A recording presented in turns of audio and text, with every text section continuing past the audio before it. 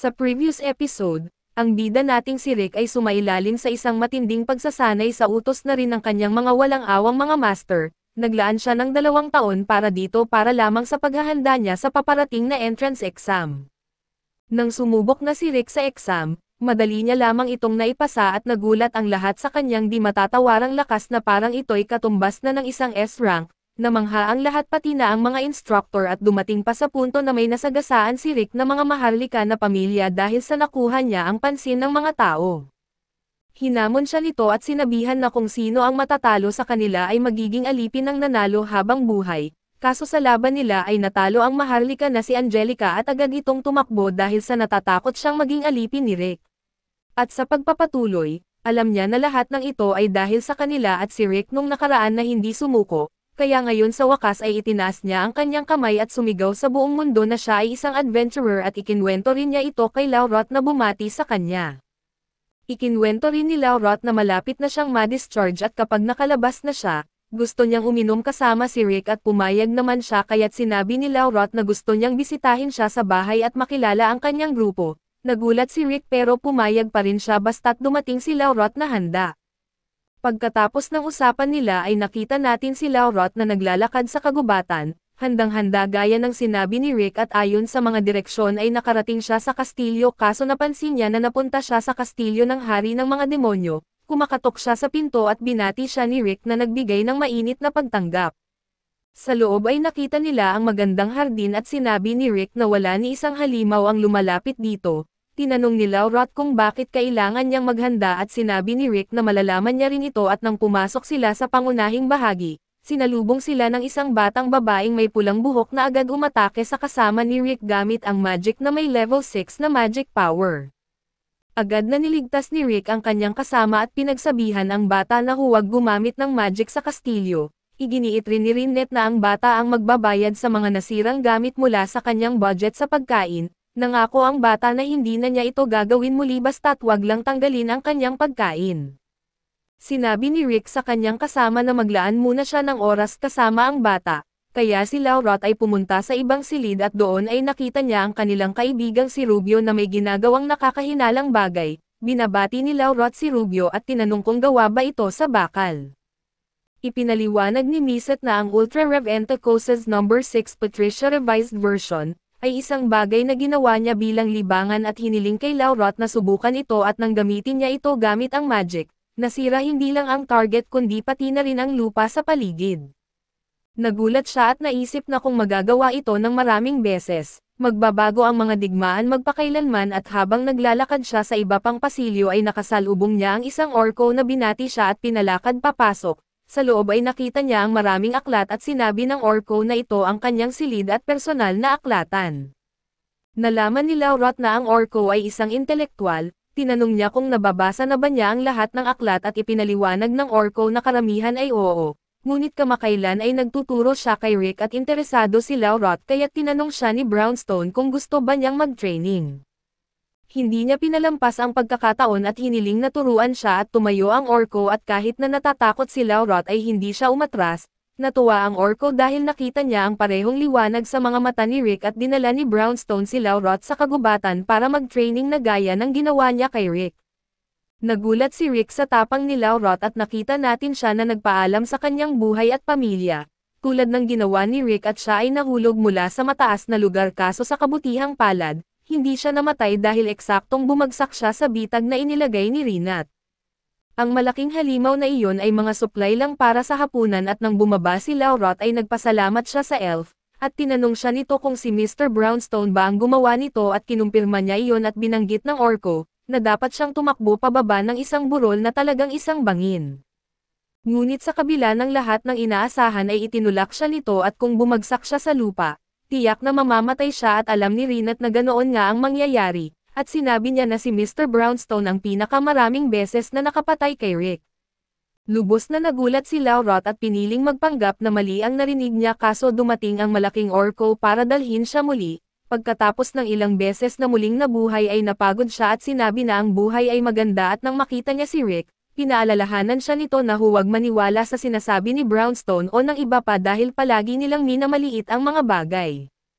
Ngunit iba ang realidad at sinabi ng batang babae na may pulang buhok na gusto rin niyang maglaro kasama ang bagong lalaki. Hindi ito pinayagan ni Rick dahil alam niyang susunugan siya nito hanggang mamatay at pagkatapos nito, nagsimula silang kumain. Habang nagsisilbi ng pagkain si Rin at sa lahat ay napansin ng bagong kaibigan na siya ay mabait, tinanong niya si Rick kung hanggang saan na sila ni Rin at kaso iginiit ni Rick na wala silang ganon na klaseng relasyon, isa lang siyang boring na lalaking 40 years old. Sinabi ng lalaki na ang agwat ng edad ay hindi mahalaga dahil ang asawa niya ay 20 taon ang tanda sa kanya. Binanggit niya na ang pagiging tama sa oras ay ang sikreto sa pakikipagrelasyon at nang marinig ito, nagulat si Rick sa pagiging makumbinsi nito. Pagkatapos ay nagsimula na ang grupo sa masarap na pagkain at habang nagdadala pa ng pagkain si Rinat, binanggit ng Orko na dapat niyang tulungan siya at nagpunta si Rick sa kusina. Habang nagsimula si Laurot ng paksa sa usapan ay naaalala niya na may likas na kakayahan si Rick at nais niyang makita ito.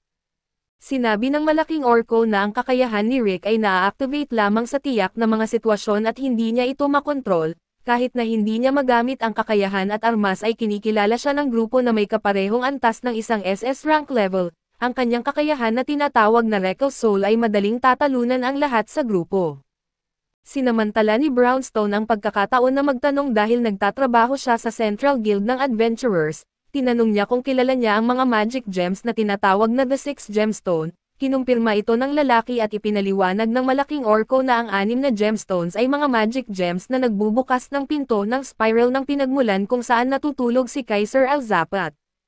Ang mga gemstones na ito ay naa-activate lamang kada 200 taon at sa kabutihang palad ay nasa panahon sila ng paggising nito kaso alam din nila na kapag nangyari ito, maglalabas ito ng napakalakas na magic at tinanong si Laurot kung may narinig ba siya na may kaugnayan dito, ngunit wala siyang maisip sa ngayon kaya sinabi niya na susuriin niya ang seksyong confidential at ibibigay agad ang impormasyon kapag mayroon na siya.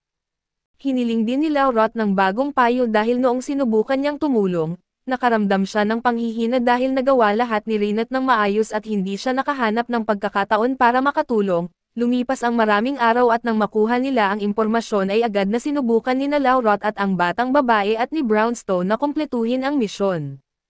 Ngunit hindi sila pinayagan at sinabi ni Brownstone sa receptionist na ang misyon ay nasa level 82, kaya hindi dapat ito maging problema para sa kanila kaso sinabi ng receptionist na hindi niya maaaring ibigay ang misyon dahil kailangan ng 2 tao na level A, o mas mataas at isang grupo ng hindi bababa sa 4.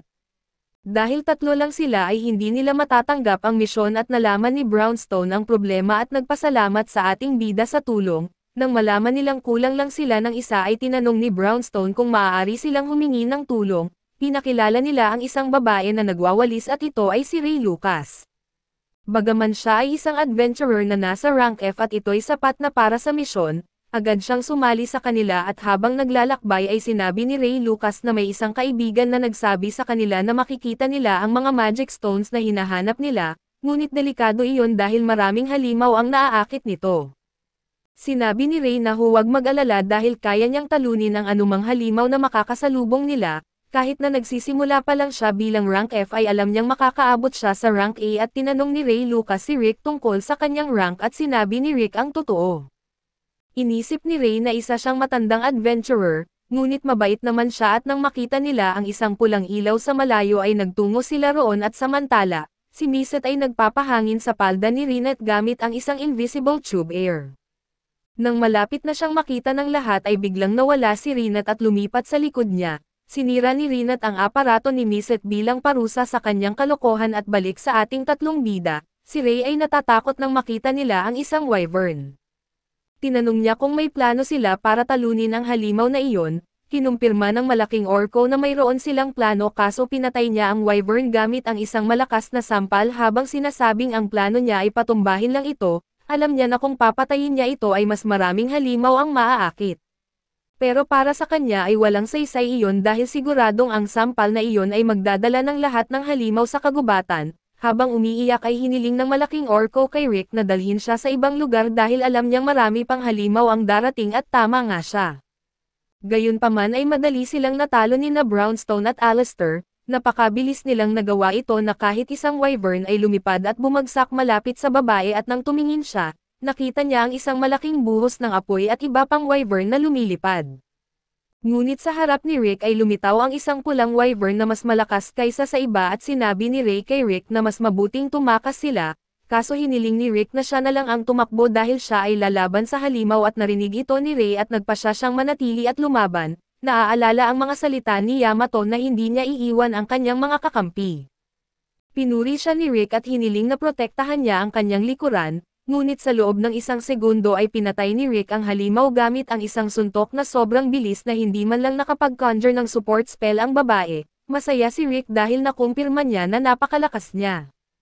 Kaso ang babae ay hindi makapaniwala dahil akala niya si Rick ay isang rank E lamang. Pagbalik sa guild ay iniisip pa rin niya ang nangyari at naalala ang pamamaalam nila at natuwa siya nang malaman na ang wyvern ay lulutuin ni Rinat. Sinabi ng leader ng guild na ang grupong iyon ay espesyal at kinikilala bilang pinakamalakas na grupo sa kontinente. Tinanong ng babae ang leader kung sa palagay niya ay makakarating siya sa rank S tulad nila, pero bago pa man makasagot ay dahil sa sobrang excitement ay nagpunta siya agad para mag-training, iniwan ang kanyang paglilinis at ang layunin niya ngayon ay umabot sa level E tulad ni Rick. Lumipat ang eksena sa malaking orko na nagsabing nahanap nila ang isa sa 6 na gemstones na nasa pugad ng mga wyvern. Ito ang Crimson Flower Gem na may napakalakas na magic power at alam nilang gamit ang magic ng gem na ito, matutunton nila ang iba pang gemstones. Ginamit ni Miset ang 6th level elemental magic upang makagawa ng mapa ng isang napakaunlad na lungsod. Nakilala ni Bron na ang mapa ay ang Antopia at kilala para sa kanilang Coliseum at martial arts at tama nga siya. Dahil may isang batang babae na may ponytails na nakikipag-duel doon at ito ay isang karakter na kilala natin. Kaso dito muna matatapos ang ating recap, salamat sa inyong panonood hanggang sa muli.